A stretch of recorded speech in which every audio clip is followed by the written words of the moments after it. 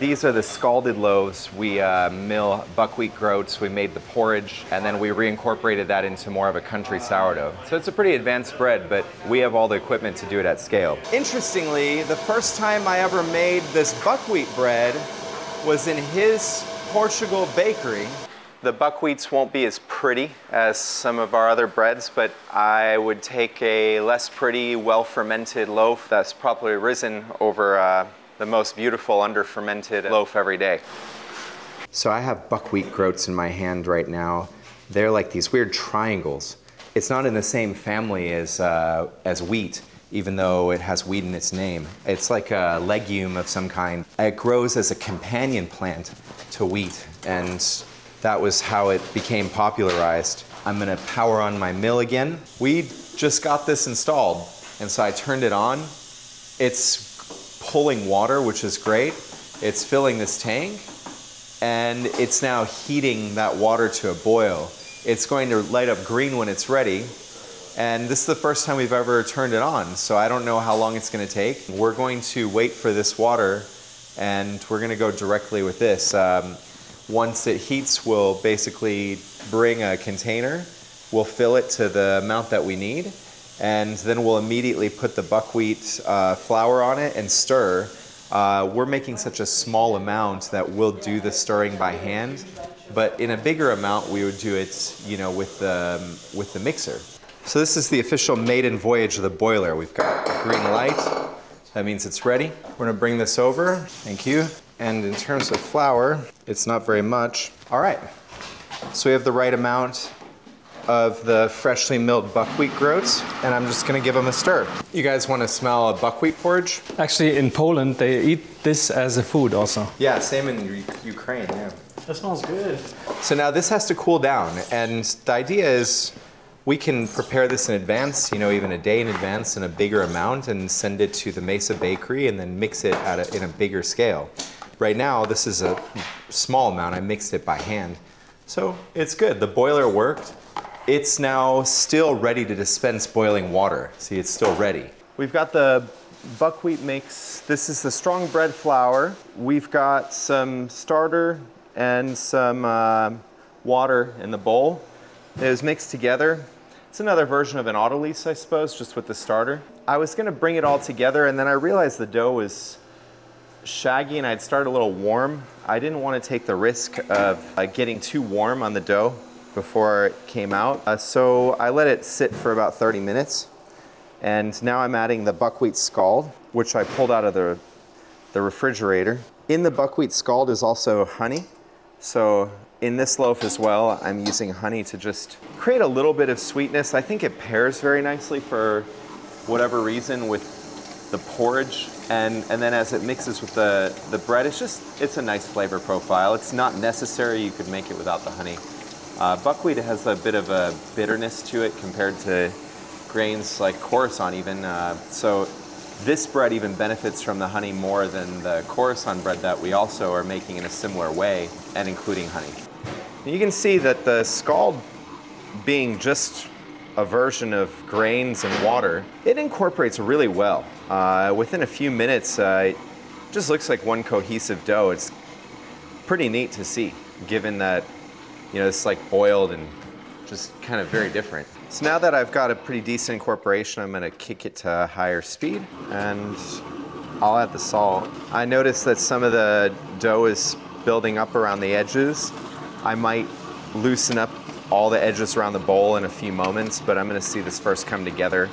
And now it's gonna be important to achieve the temperature that I want, which is probably about at least 80 degrees, and we'll try to push for 84 if we can manage. And it might take a few minutes to develop. Buckwheat is technically not in the same family as wheat at all, even though wheat's in the name.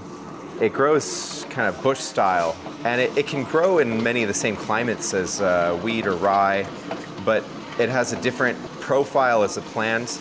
Oftentimes farmers can use it as like a cover crop, and they can use it in rotation with wheat or rye. And so it's a really nice thing to have for the soil. And it goes to show we probably need to be eating a variety of different types of breads for purposes of sustainability. it's not great to have thousands and thousands of acres of monocropping. What you end up doing is inhibiting the entire ecosystem, and actually you create sort of super pests, because imagine something that eats a field of wheat. You know, if it has like 1,000 acres of the exact same food that it really enjoys, you might end up having a bit of a problem. Also, the soil doesn't benefit. When the same exact crops are planted over and over again, the crops take up nutrients from the soil, and other crops have a tendency of putting nutrients back into the soil through their root systems. So it's important to rotate fields. This is an example of, within just bread eating, you can have variety. And so maybe it's not the correct way of looking at bread of, well, I prefer this kind of bread, or I prefer that kind of bread. Maybe, you know, as a civilization, we need to be thinking about bread differently, like we have historically. The purpose of rye bread often was to cover a bad wheat failure. And food hasn't always been as readily available as it is today. We should keep that in mind as we move forward in a world and face all kinds of challenges. It's important to not take for granted what we can do with certain things. Buckwheat can make really nice bread, and it can be complemented with wheat in more ways than just, you know, variety for our customers. So I'm excited to bring this one back to life. The mixer paused, so I can do a quick window pane test, and I've got decent development already. As you can see, that's a strong dough. Pretty happy with it. We'll see what the temperature is. I think it's a little cold, for sure, cold. So we're gonna go back to second speed and try to build some friction into the mix, mostly just to lift the temperature. If the temperature was already at 80 degrees, I would say the rest of the development can come through stretching and folding, and I can remove the dough from the mixer. But because not at the right temperature range, I do need to continue the mix. It's important to achieve the final dough temperature that maximizes your fermentation in the bulk stage. So at 70 degrees, the rate of fermentation is significantly slower than 80. I've read some articles that suggest that it could be up to half, because it's like an exponential curve and how the microbes activate and actually divide and form new microbial cells. Now, a sourdough colony is lactobacillus and wild yeast that are working in unison together. The two symbiotically prevent any other microbes from invading that mix, and they feast on what we feed them, which is flour and water. But they feast faster and divide more quickly at higher temperatures. And the temperature range in Fahrenheit that optimizes both lactobacillus and wild yeast is about 84 degrees. So if I leave this dough at the mid-70s, yes, it will rise, but it'll rise much slower. And I don't have time for that. So I need it to go. And that's really usually the answer is you want your doughs to be sufficiently warm for them to move. Now, there's exceptions all over the world. Like, if the ambient temperature of your bakery is 100 degrees because you don't have any air conditioning, which is very common in bakeries around the world, well, this is a great ending temperature because the dough is going to climb. But my temperature around here is cooled. We are in Arizona. We do air condition this space. We do have heavy insulation in this space. We actually don't even have any ovens in this room. So there's no real reason this room will spike up in temperature. Plus, it's actually like a concrete bunker. There's a concrete roof, concrete walls. So this room's gonna stay stable. I need the dough to be a little warmer in order for it to bulk ferment the way I want it to. You can see just a few more minutes of kneading and the temperature climbed. So if I keep this going and I still have nice strong dough, it's nowhere near, you know, fear of over mixing. That's usually a very overblown fear. I'd have to mix this thing for 30 minutes probably to start truly breaking apart the gluten strands. And actually, I think it's one of the most common misnomers online. It seems like a lot of bakers that don't deal with huge amounts of bread are a little worried. They haven't seen mixes at volume maybe frequently enough, and they're worried that they're going to overmix their doughs. In my experience, it's just a very overblown worry because it's kind of hard to overmix your dough so long as you stay at a reasonable mixing speed. This is the top mixing speed that I allow for in a planetary mixer. It has one further gear, one faster gear, and that gear for me is only used for like whipped cream or, you know, something that has nothing to do with dough development. So we're mixing this batch very small, but we did use the new boiler to create the scald. It's kind of weird because this boiler can do 25 gallons of water, which is more than this mixer can even hold. The purpose of the boiler is to get to the Mesa mix. We haven't made this bread in over a year, and so my first step is just make 12 loaves, have everybody try them again, and then go from there. We're doing that both for buckwheat and Coruscant, even though you don't have to go too far back in the YouTube feed to see how we used to do this on a mock mill, with a boiling pot of water. It works fine, but we're ready to make this a more staple bread on our menu. Actually, when I invested in that mill, I was thinking about these breads because I had fallen in love with them, making them at a small scale. And so the whole point of having this whole setup is to be able to do this at a scale. It's no longer a mock mill. It's a 48-inch New American Stone mill. It's no longer a boiling pot of water. It's now a boiler. And that means that I can send that scald to Mesa and they can work on a bigger dough. Maybe we'll show that process at some point down the line. This dough is looking really nice and it's continuing to get its mix time. Let's see what it's done temperature-wise. All right, I got another 2 degrees out of the mix in about 3 minutes. So the question I have to ask myself is, can this take another 8 minutes of mixing? The answer is absolutely. And probably in about 8 minutes, we'll achieve that mid-80s result and I can bin the dough and move on. So I mentioned my original goal was at least 80. I'm at 82. Dough's still feeling very good to me. I'm gonna go ahead and cut it now. One other way that I'll keep this dough warm is I'll let it bulk ferment in our proofer. Even though it's slightly colder than I would maybe ideally like, the proofer will stabilize it and the dough won't really lose any temperature from here on out. I'll clean this bowl and we'll continue. Buckwheat sourdough is ready for stretching and folding. So this is my first stretch and fold. See, I'm really stretching this guy out and it's nice and strong. Considering all the whole meal buckwheat groats in here, which have no gluten. Buckwheat's actually a gluten-free grain. But we do have strong bread flour in here, and that's what's making it possible for me to stretch this dough. So this is a third fold for the buckwheat sourdough. We saw one happen early on, then we did another one midway through the process. The dough is still quite together. It hasn't expanded to fill the bin at all. And so we'll do the final stretch and fold. There's really not much more I can do with this already. I'm pulling it up and it's resisting me the whole time. So, you can give it a little bit more tension, but you also have to be careful at this stage because it can tear if you overdo it. And that's not something I want. It's already pretty much at max tension. You can see that if I try to stretch that top skin more, it's on the verge of ripping, yeah. But it's a surprisingly strong dough for how much buckwheat's in it. This particular formula, this particular grain, was inspired by a bakery in Kyiv, Ukraine, and my friend Anna. We baked this product actually first together in Satkaram's bakery in Portugal. It turned out quite poor then, because I think we had overproofed. Like the final buckwheat was quite over. Also, the kneading was too long. Yeah. But then I came back to the US and I kept making the bread a couple more times and it turned out really nice.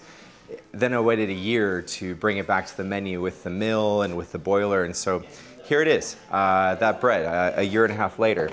Tomorrow we'll bake it, but it's got to get now divided, shaped, just like our country sourdough. No real variation there. Same kind of oblong shape. In a banneton, we rice flour in order to create a moisture barrier. You could also even use wheat bran. Just would have a different effect on the final look of the loaf. Overnight in a cooler, and then we'll bake it just like we bake our country sourdough. And what bakers in Europe often do to contrast any kind of wheat bread is to dust the banneton with rye flour. Oh, nice. Yeah. So nice. When you bake it off, you have that little like slight taste of rye, even though you have a 100% wheat loaf. Should we temperature check? So yeah, the buckwheat Room temperature. here at room temperature. I ended the mix at 82. It dropped down to 78. Still pretty healthy fermentation temperature. A little bit off optimum. Thought Carmen's gonna grab it and divide it. You know, we never even got a chance to just say how nice it is to be able to work together across the world, and we're not really working so much as just enjoying some time together. We're just like we enjoyed in his Portuguese bakery. I think you were able to take some vacation time, and so it's quite an honor to have someone spend their vacation with me. I guess at work, but it doesn't really feel quite the same of, you know, work for me at least. And hopefully same for me. It's a holiday with joy. Buckwheat's going to be a little on the sticky more side. Sticky than I'm used to with the country sourdough, but it still has plenty of wheat flour in it in the base dough, and have to be a little bit more gentle with it, I think, than when shaping the country. It's going to tear a little easier, rolling it in rice flour and putting it in a banneton. Shaping up quite nicely though. Yeah, they're on just at the far end. Putting a little bit of flour on the table to add a little resistance. I'm flipping the loaf upside down, so I have a wet side towards me and a little bit of a drier side that's interacting with the flour. I'm stretching it and doing a stitch and bringing it into more of a uniform shape, from which I can do a tuck and roll down the length of the loaf, and then I'll often close it up the other side. So once I get it into a decent, almost like a burrito shape, I'll put it in seam side up into the banneton after rolling it in rice flour. The rice flour prevents it from sticking to the banneton, and that way when we go to bake it, it's a little easier to deal with. Shaping is important for bread because it's your last opportunity to trap some tension in the dough so that it retains its overall shape and structure. You have to keep in mind that some bakers would consider like a banneton a bit of cheating because, you know, originally bakers used couches to shape their loaves, and the tension that you apply right now is really the last bit of opportunity you have for such a tensioning.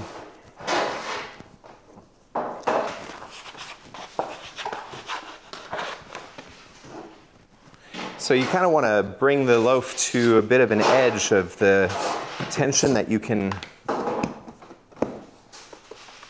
trap.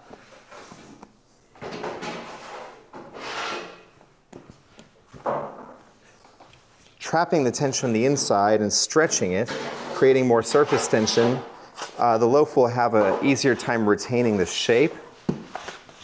And then this will be the outer crust. So if you get a nice smooth tension at the end, then the outer crust will also be smooth as it rests. Now, bannetons are sort of forgiving. They mask bad shaping. Bad shaping that's just too weak, that doesn't add enough tension, causes some issues in the sense that the loaves can appear more flat, gain less height, lose some of their structure in the oven. Yeah, it definitely changes the outcome of the crumb also. Oh, for sure. Like you're evening out the air pockets that have built so far. That's true too. If you tighten it too much, if I keep adding more and more tension, eventually I'm going to break that surface layer completely.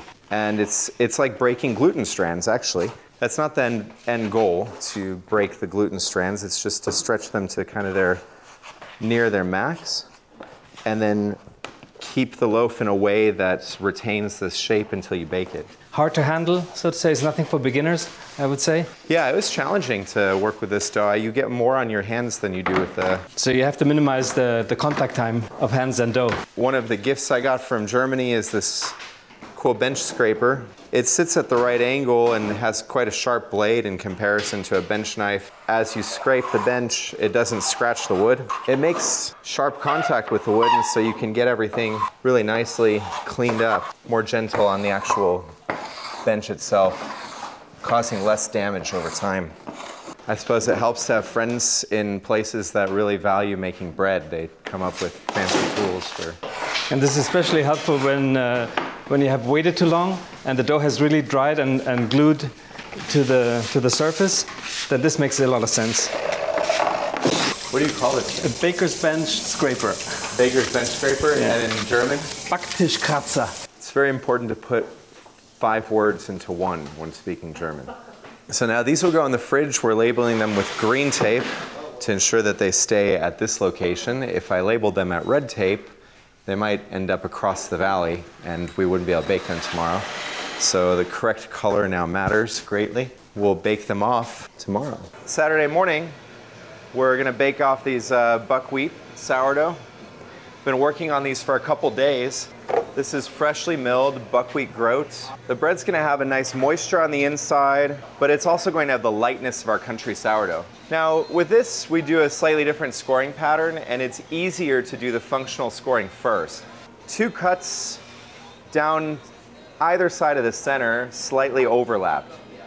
And it's still the full length of the bread. Kind of opens up to the sides, and you get 2 nice teardrops. Now, I like to decorate this score with little ornaments in the corners. So I'll add a small wheat stalk on either side. The thing about this bread is we've put a lot of time into it at this point.